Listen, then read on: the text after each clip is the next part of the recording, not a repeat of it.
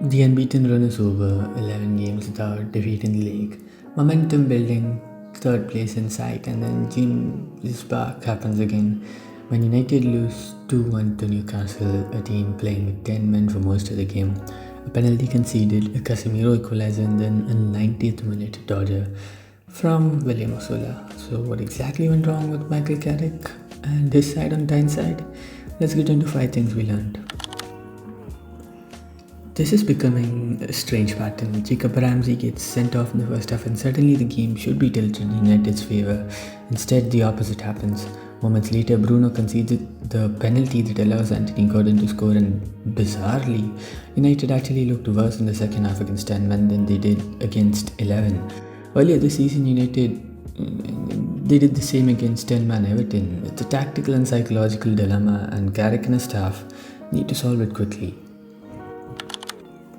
Last week against Crystal Palace, United fell behind and responded. Against Newcastle, it looked like the same story. Casemiro equalizes just before halftime and suddenly the momentum is with United. But football doesn't always follow the same script. United pushed for a winner and instead conceded one. The comeback habit that saved them recently finally ran out of luck. Before the game even started, fans noticed the bruise around Casemiro's eye, a proper battle scar, and fittingly the Brazilian produced another warrior moment. He rises highest to meet a Bruno Fernandes cross and edge United level. That's now 6 Premier League goals this season, and 4 of them have come from Fernandes assists. For a 34-year-old defensive midfielder, that attacking output is massive. Replacing him one day is going to be a huge challenge for Ineos.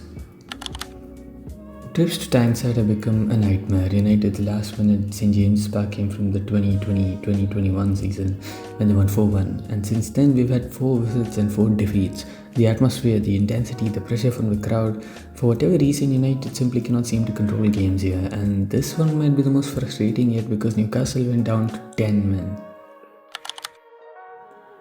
The night started badly for the United captain. Fernandes gave away the penalty that leads to the opening goal, but if there's one thing about him, he never hides. Minutes later, he delivers a brilliant cross that allows Casemiro to equalise. That assist takes him to 14 in the Premier League this season.